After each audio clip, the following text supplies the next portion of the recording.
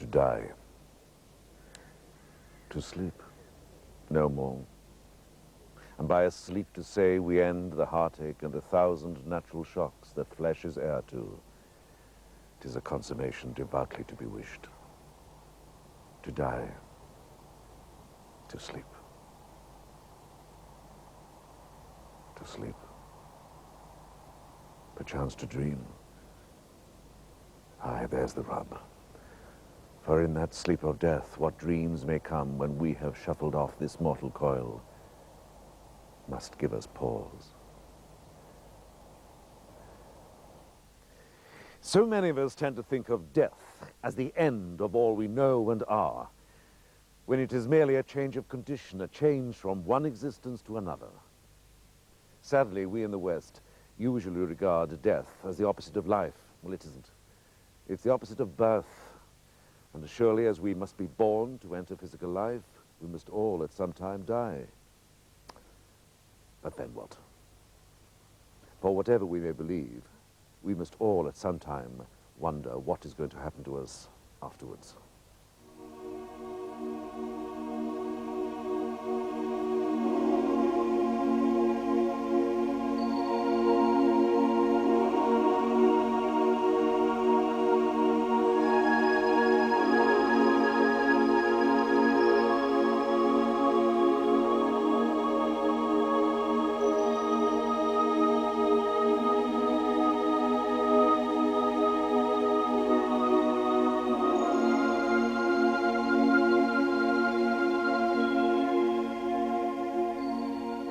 What is death? Why is it such a dark, unhappy concept? Could it be because it always appears so final, such a full stop to all we know of as life? This idea of the unknown, of our ceasing to exist, is frightening.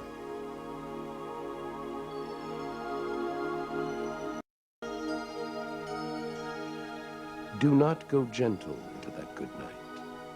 Old age should burn and rave at close of day. Rage, rage against the dying of the light. Though wise men at their end know dark is right, because their words had forked no lightning, they do not go gentle into that good night. Good men, the last wave by, crying how bright their frail deeds, might have danced in a green bay. Rage, rage against the dying of the light.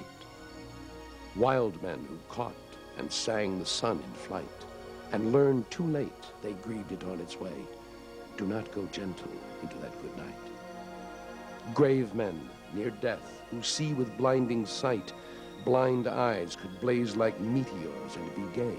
Rage, rage against the dying of the light.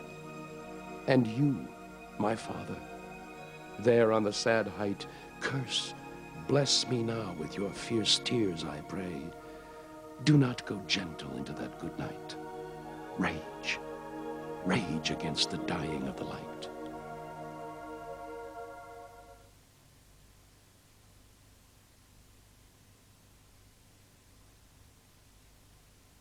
And yet we are continuously fascinated by the subject of death and all we associate with it, from fables to folklore, from ghost stories to resurrections. Most of the ancient cultures believed in some form of survival after death. Even today, most philosophies, views, and beliefs seem to have some features in common, like the concept of heaven, though they vary as to whether there is punishment or hell.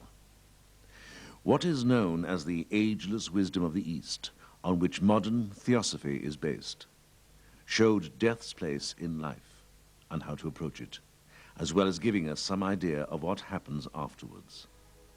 And whatever their differences, this wisdom is the most constantly recurring theme in all religions.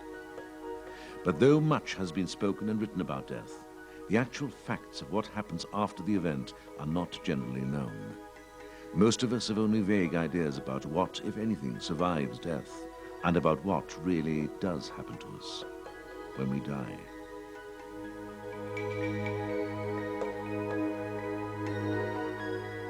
Strong echoes of the ageless wisdom are found in the ancient Egyptians' belief that they would receive immortality after death bestowed on them by their god Osiris.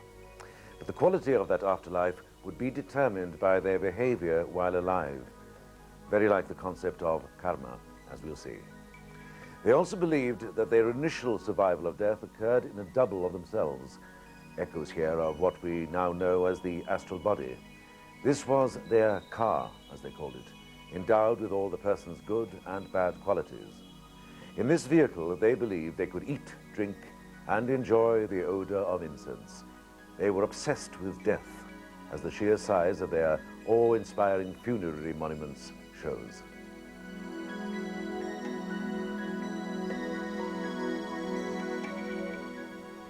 The idea of some form of survival and a judgment soon after death, where gods or assessors at the entrance to the next world evaluate a person's life and determine their place in the hereafter, is also found in virtually all cultures and religions, past and present. The Mesopotamian, Sumerian, Babylonian, and Assyrian attitude to death differed widely from that of the Egyptians. It was grim and stark, with sickness and extinction as the wages of sin on earth. Although in early Judaism, death was supposed to close the book, Saul's request to the witch of Endor to bring up the dead prophet Samuel for him implied that as far as he was concerned, the dead, or at least some of them, still existed somewhere, probably in Sheol, the land of gloom and darkness. But later the belief in an afterlife became the accepted teaching of classical Judaism, a tradition that was to percolate through into Christianity. But what real knowledge has survived? Even the Hindu religion, with its sophisticated constitution of the inner man and its equally sophisticated account of the various inner world lokas, or spirits places, doesn't give a detailed account of what happens when we die. However, the occult of the after-death states was reintroduced to the world by the 19th century occultist Helena Blavatsky, one of the founders of the modern Theosophical Society. She received this previously secret information direct from two of the masters of the wisdom, the guardians of this knowledge. These are not spirit communications, but are more highly evolved than not only the average person, but even those we call geniuses. Faculties of inner perception, latent in all of us, in them are highly developed. This enables them to examine subjective experiences in full consciousness. It is with these faculties that they can not only follow what happens to a man's soul and spiritual principles after his death, but also to become aware of his feelings and thoughts, which are the substance of a dead person's post-mortem experiences. These powers far transcend any clairvoyant or spiritualistic medium. One of the most fundamental ideas in the Master's teaching concerning the afterlife is that nothing in the whole cosmos endures unchanged forever. They show how in nature everything comes and goes. The death of physical form is just one event in an everlasting, continuous process of life. In other words, this means a resurrection, resuscitation, rebirth, somehow a return to life. But as what? We've all felt the awful finality of death in our own bereavements. We know that our loved one has somehow left that body forever. We feel that what has departed is the true person, not what is left behind, a corpse, an empty shell. But what has happened to them? Where have they gone?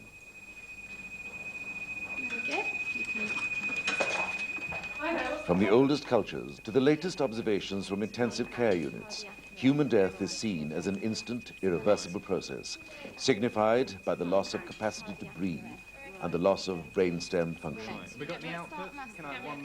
As the seat of consciousness during physical life is in the brain, if this is not functioning, there can be no meaningful activity of the cerebral hemispheres. In other words, no physical consciousness, thoughts, feelings, or social interaction with the environment. The capacity for consciousness is perhaps the nearest one can get to providing a biological context to the concept of soul. The occult philosophy is that consciousness must have a vehicle through which to operate, either physical or non-physical. When we die, the physical vehicle ceases to function, But we have non-physical vehicles of consciousness in which we survive this death. As far as a physical body is concerned, when death occurs, breathing ceases and putrefaction begins. The body decays. The Egyptians were concerned that their dead should be able not only to breathe, but to live again. The pyramid texts describe a ceremony called the opening of the mouth. The mouth of the corpse was fixed open, thus enabling breath to pass. For the Hindus, prana, or breath, is again a vital principle.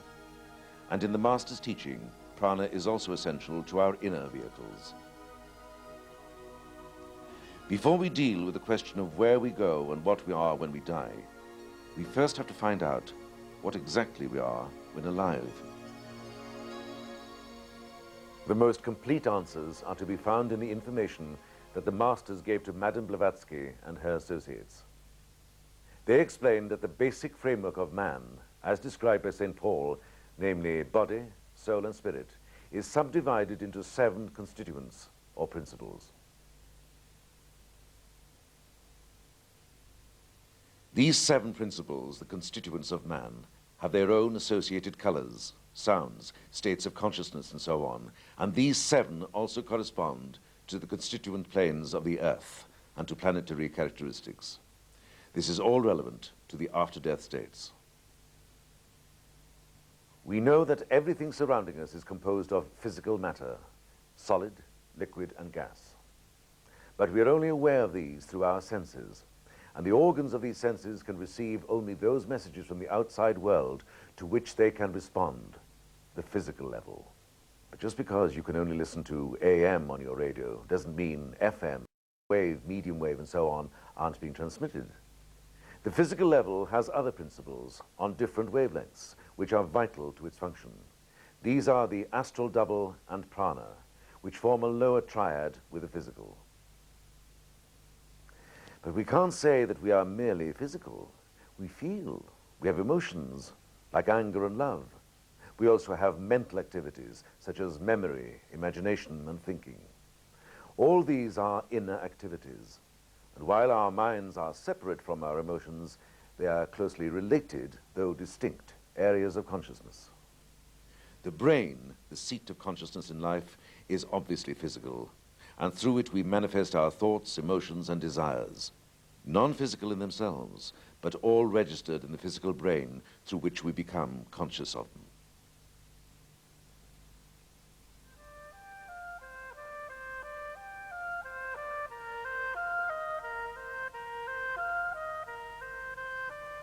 A man may often appear dead, yet from the last beat of the heart and the moment when the last spark of animal heat leaves the body, the brain thinks, and the ego, in those few brief seconds, lives his whole life over again.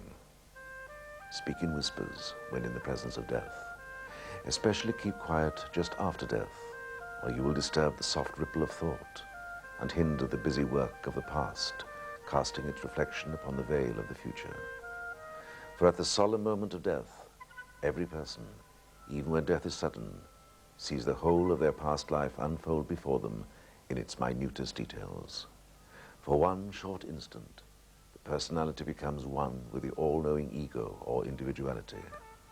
But this instant is enough to show them the whole chain of causes which have been at work during their life. They see and know themselves as they are, unadorned by flattery or self-deception. They read their life as a spectator looking down into the arena they are just leaving. They feel and know the justice of all the suffering they have ever endured.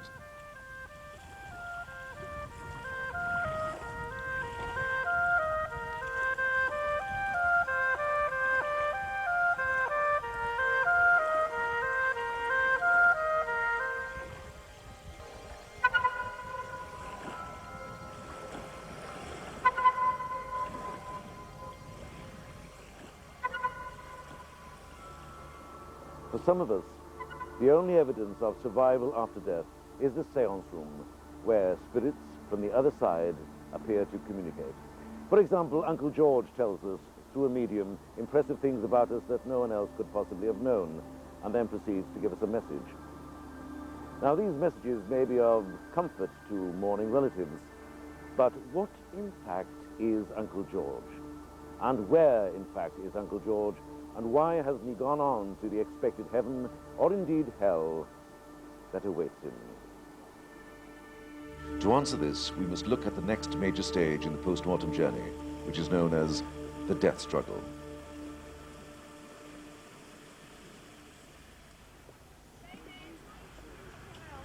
Most people are largely self-centered, a mixture of urges, ambitions, loves, hates, indulgences, weaknesses, and strengths.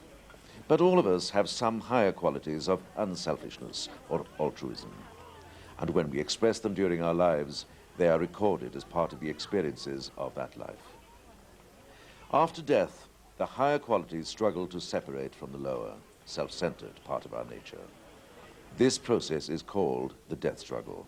And during it, the life's experiences are distilled into higher and lower parts.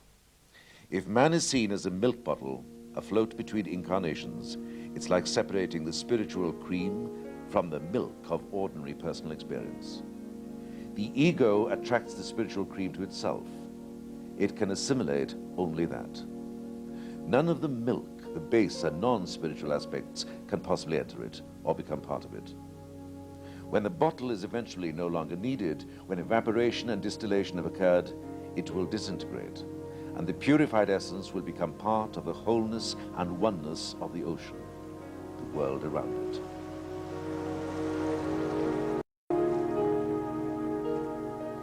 So the discarded lower part, or shell, and the higher spiritual ego have finally separated at the end of a period known as gestation. Another review of the life just over takes place, and the second death occurs.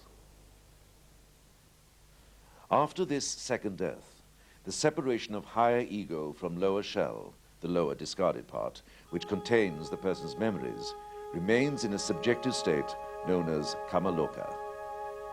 Kamaloka means literally the place of desire. It is the realm of emotion, passion, carnality, and is divided into many regions and sub-regions corresponding to the passions and mental states of the dead. This is the summer land of the spiritualists and the judgment chamber of the ancient Egyptians. Uncle George is one of these shells, and these are the entities that come through at seances as communicating spirits. They still have their earthly desires and emotions, and it is these which hold them close to the earth. But they normally remain at this level for a comparatively short time and eventually crumble away. So while the shell in Kamaloka will disintegrate, the pearl lives on, and eventually, through rebirth, is integrated into a new life as a part of a necklace of incarnations we each live. And the process begins all over again. But first, it must enter the heavenly world of Devachan.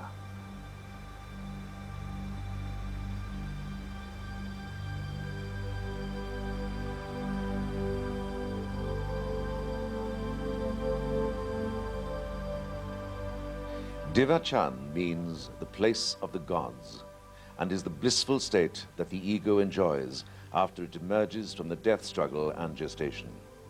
It is the equivalent of the ancient Egyptians' realm of Osiris, the Hindu Svarga, the Muslims' paradise, and the Christians' heaven.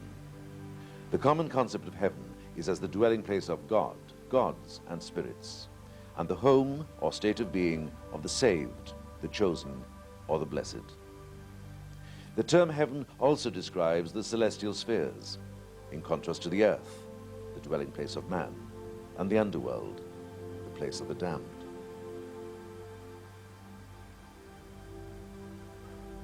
Devachan is a subjective state, wholly conditioned by the spiritual content of the immediate past life on earth. The masters say that we create our own Devachan, mostly during the last days or even moments of our intellectual, sentient lives. In the same way that a baby, through infancy, gradually awakens to the novel surroundings of earth life, so consciousness, and with it a momentary remembrance of our past life, returns slowly as the ego enters the heaven state of Devachan.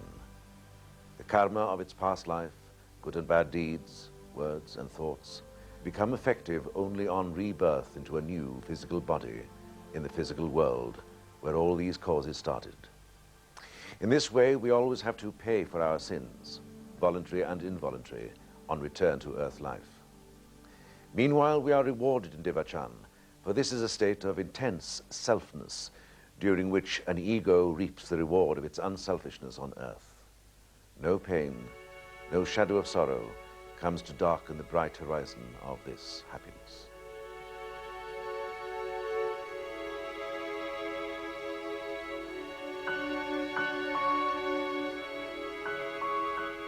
Each of us creates our own Devachan around us like a dream.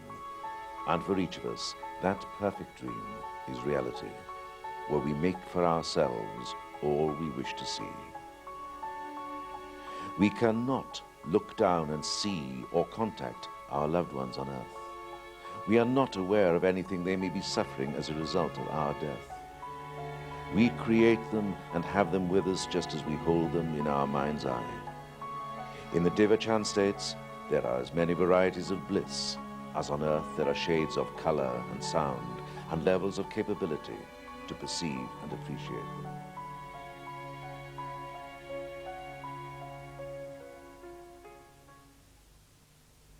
As in physical earth life, there is for the ego in Devachan a life cycle, beginning with a birth and slow emergence into Devachan and ending in a slow decline. But not a death, but a birth into another physical body, a baby on earth.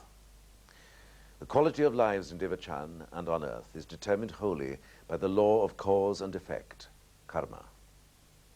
As the physical body disintegrates, and the astral double too, the constituents of our mortal souls disperse. None of these, however, disappears without trace. Each leaves behind it in the inner worlds a residue conditioned by how we lived our life.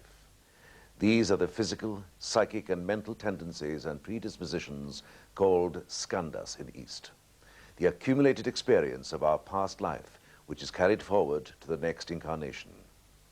The new personality will be conditioned by these results of the ego's previous lives. It is through these skandhas that we come into our new life with all the elements of our personal makeup, our characters, in short, already formed. And all this is according to the perfectly just law of karma. We really do become what we have made ourselves. The new being is now rewarded and punished on earth for the good and bad deeds of the old life. Karma is an entry book in which all our acts are carefully recorded to our debit and credit by ourselves, or rather by our thoughts and actions. It is as if at the end of each life a line is drawn and the balance of credit and debit carried over into the next.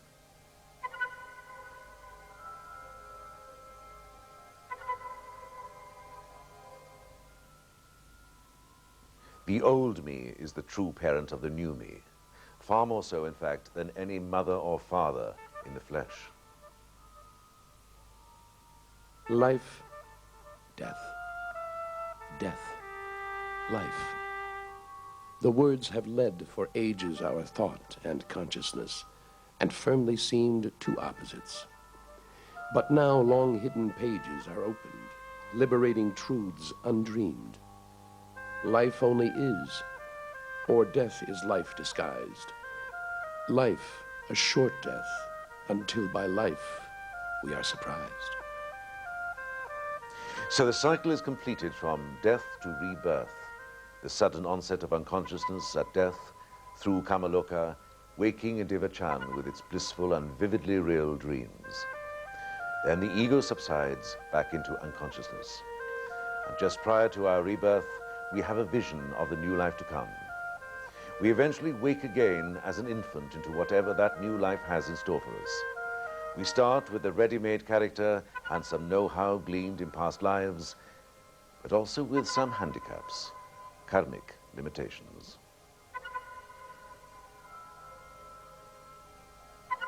So death, like life, is a natural part of an ongoing continuous process. a long series of associated but separate Earth lives, each responsible for the condition of the next.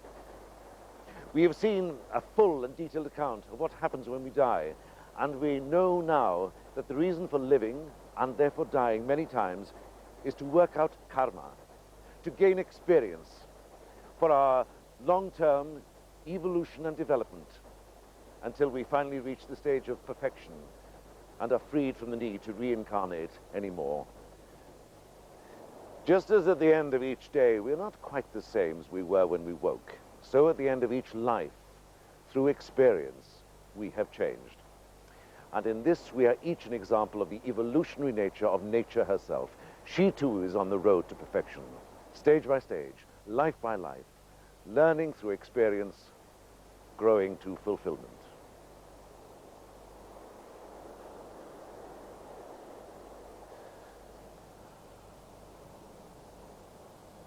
There are two beings in my single self. A godhead watches nature from behind, at play in front with a brilliant surface elf, a time-born creature with a human mind. Tranquil and boundless like a sea or sky, the godhead knows himself, eternity's sun. Radiant his mind and vast, his heart as free. His will is a scepter of dominion. The smaller self, by nature's passions driven, thoughtful and erring, learns his human task. All must be known, and to that greatness given, his mind and life, the mirror and the mask. As with the figure of a cymbal dance, the screened omniscient plays at ignorance. To the higher ego, existence, life, is a cyclic process of birth and death, dying as one person, returning to earth life as another. We are breathed in and then out again. It is as natural as that. Behind all created things, there is an everlasting something, an absolute something that always is. This something is the very origin of existence. From it stems all life in every thing or being in the cosmos. It is the root source of all creation, of all thinking and feeling, all ideas and ideals. One aspect of it is universal memory. It is the master plan of design and form in nature, containing in itself the archetypes of all that is, was, or ever will be.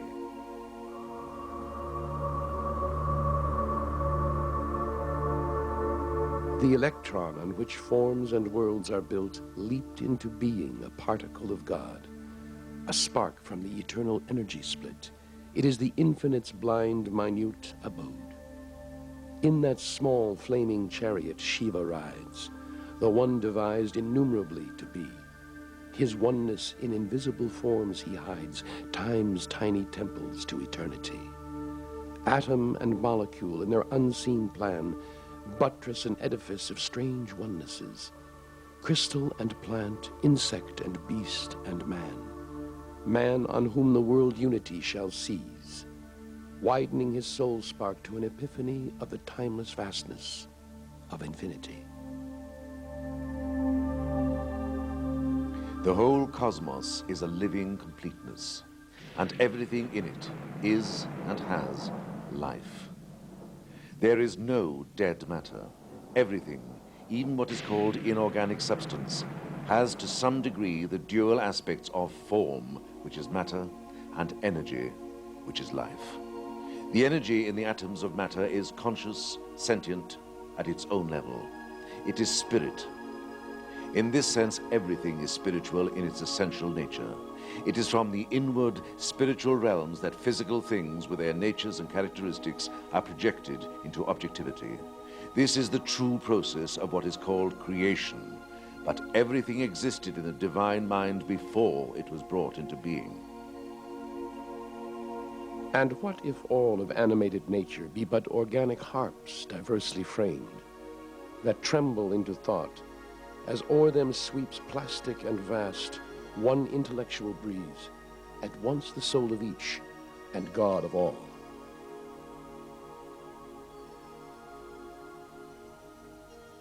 For most of us, the most conclusive evidence for survival after death is the experience of those who have been regarded as clinically dead, but who have then recovered and have talked about what happened to them. Hundreds of such cases have been recorded and investigated during recent years.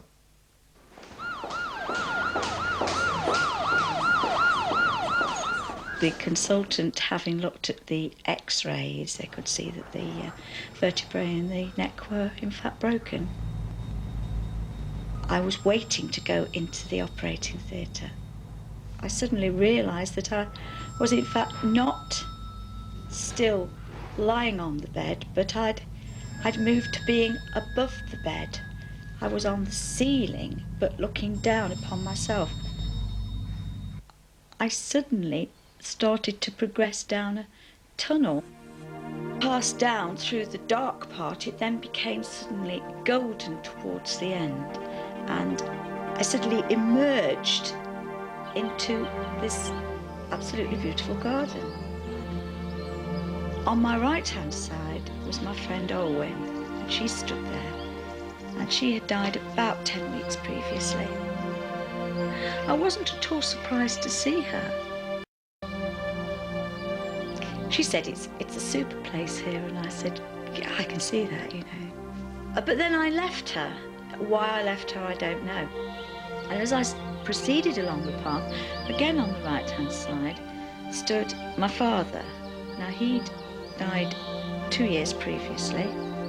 He looked as he used to look before he'd be very ill, big and chubby and round and friendly. And it was wonderful to see him as I remembered him a few years previously. And he equally was very pleased to see me, I pleased to see him, but it didn't seem odd. It was just a meeting, and he said, you know, oh, it's lovely to have you here, Claire. And I said, you know, it's great to be here, Dad. But at this point I thought, oh dear, should I be here? I think that was the thing. I felt that perhaps I couldn't stay with my father at that point. And in fact I said quite apologetically to him, but Dad, I can't stay, I'm sorry. I can't stay with you now. I've got to get back. I've got to get back. The boys need me.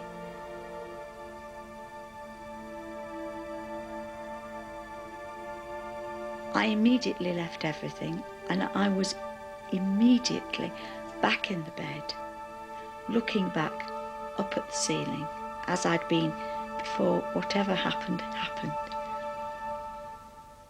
It is only in near-death experiences that we seem to reunite with our loved ones who have died before us. In actual death, this does not happen, as we are unconscious.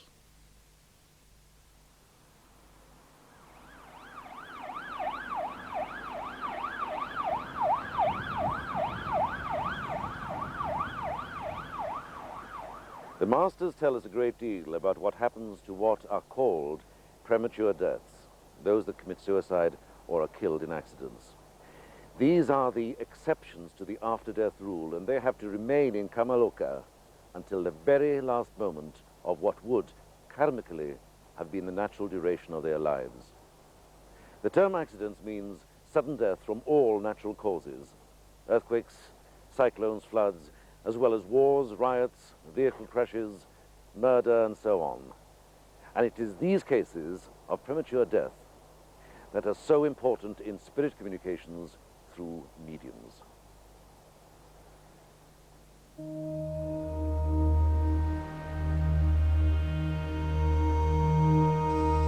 Suicides can, and often do, communicate through mediums. The good and pure of them sleep quietly, blissfully, dreaming happy visions of earth life, with no consciousness of being beyond that life. Those who are neither good nor bad will sleep dreamlessly, while the evil ones will, in proportion to their wickedness, suffer the horrors of a nightmare lasting years. Their thoughts become living things, their involutionary passions, real substance, and they receive back all the misery they have heaped on others. Reality and fact yield a far more terrible inferno than even Dante had imagined.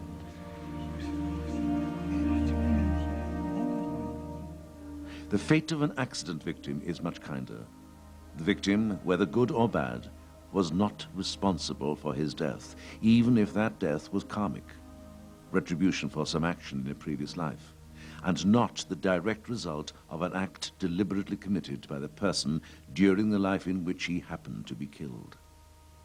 Motive is everything, and we are punished in a case of direct responsibility, never otherwise. For the majority of us, dying is simply a gentle slipping into unconsciousness and entering the heaven worlds. The experience should not be fearful or unpleasant. Nature is very kind to us in this.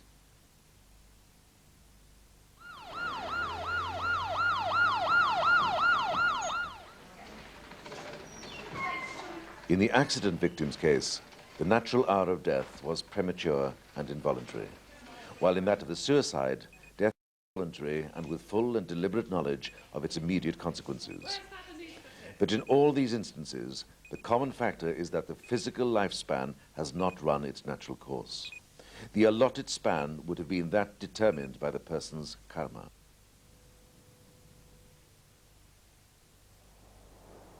So to recap on suicides and accident victims, both regain some consciousness in Kamaloka, and both can, for a time, communicate with those on Earth through mediums.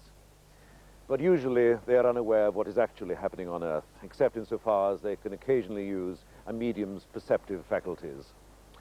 In the case of accidents, the normal Kamalokic experience is not unpleasant, varying between near unconsciousness and vivid but dreamlike memories of Earth. In due course, at the time when death would naturally have occurred, the death struggle and gestation state proceed. In the case of suicides, the after-death state is again determined by the kind of person they were, as is their experience of Kamaloka, until such time as death would normally have occurred. They too are usually unaware of what is happening on Earth.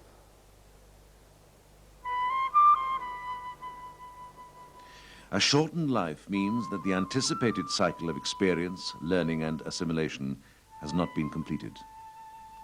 This affects what happens in Kamaloka and in Devachan, both periods being shortened to the point where in the case of infant or child deaths, they are virtually non-existent, and rebirth is almost immediate.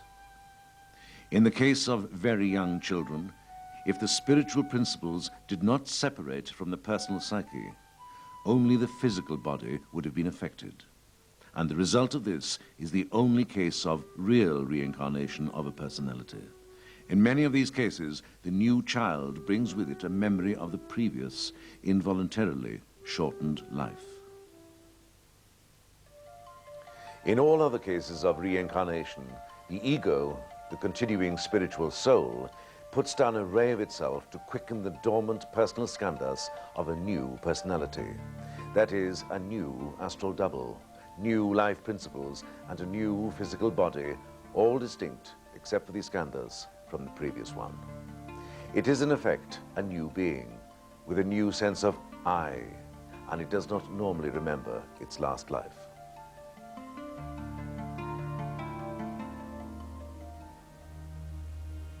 Undoubtedly, contact with the dead through a medium has given comfort to many bereaved people, but it is not a practice to be encouraged because of the effect on the dead person's skandhas, which is nearly always detrimental.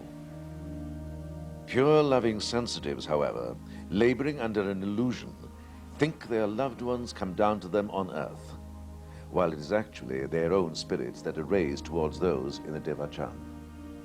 What is called rapport is in plain fact a sympathetic vibration between the astral part of the physical medium and the astral part, not the higher soul, of the dead person's personality.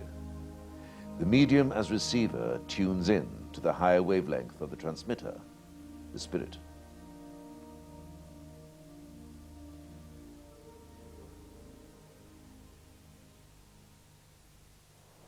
So no Uncle George has ever really returned from the spheres to hold sweet intercourse with mortals. But this shell of a person retains much of the personal memory, habits of thought, and idiosyncrasies that were typical of the late personality. And though it can't itself originate action, its influence is sometimes felt by sensitives reaching higher spheres, and occasionally it can be specifically helpful by way of warning or advice. There are some remarkable stories where such shells, under the right circumstances, have been able to protect loved ones still on Earth, and where they have given positive aid and valuable information. The shell of a highly intelligent, well-educated, but unspiritual person who dies a natural death will last longer. And helped by the shadow of their own memory, they may deliver deep-sounding or high-flown lectures through trance speakers. But they are only repeating, parrot fashion, things they knew of and thought during their lifetime. This is not living wisdom beyond the grave, as might appear to the enthusiastic channeler. So now we know that we are the result of all our yesterdays, and what we are and what we do now creates our tomorrows. This process is inevitable and inexorable. It is the law.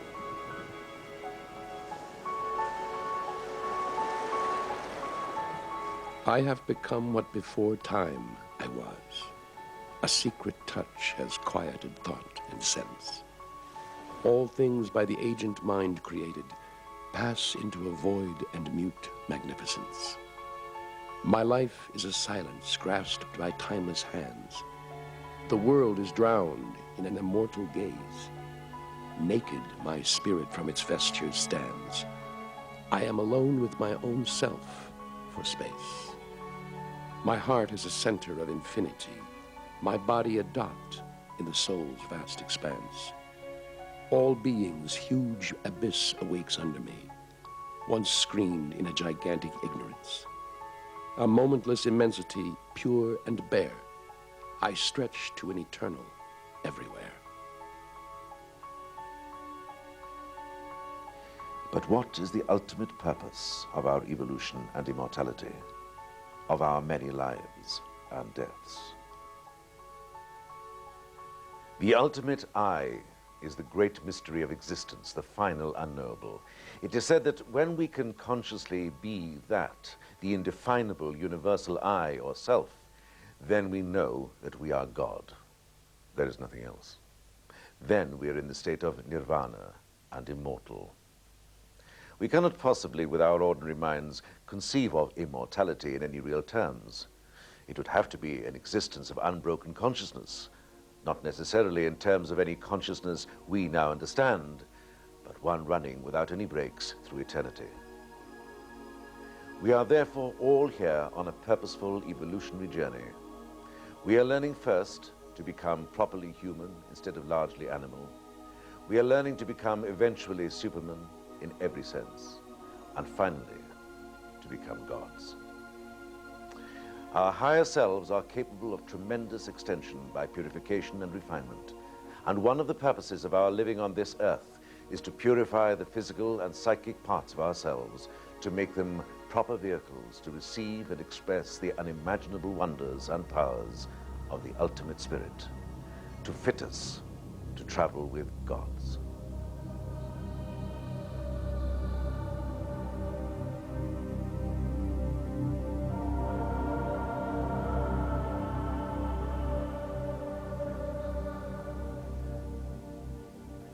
The vistas of our post-human journey are so great as to be beyond our imaginations.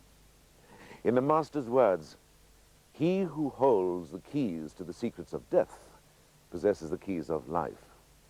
Now, with the knowledge that death is not an end, but a recurring link in the long chain of our lives, we can review and change our attitudes to the material world and how we express ourselves in our relationships with each other and with nature herself. Our ultimate survival depends on cooperating not only with individuals, but with the whole of humanity, on having regard to the whole of creation, not just our little piece of it, our tiny corner of reality.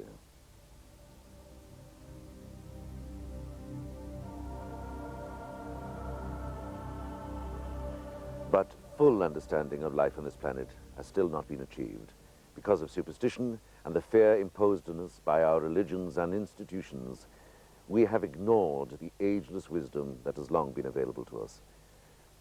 Mankind today is preoccupied almost exclusively with materialism and self-interest, and that has led to repression and the distortion of knowledge, which might have been everyone's.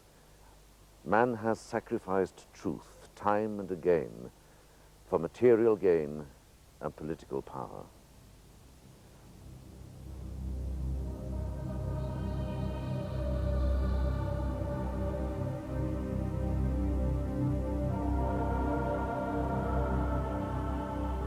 Now, approaching the millennium, the opportunity has again been offered to us to rediscover that wisdom by the restating of eternal truths. Hopefully, this heralds a new age, when we no longer have to blindly accept what was believed by generations past. Now we have the chance of a new beginning in which we can further explore the frontiers of human consciousness. Now we can openly acknowledge what many of us instinctively feel, even know, that we are all vital parts of a glorious evolutionary plan, which is our future, the future of the whole human race.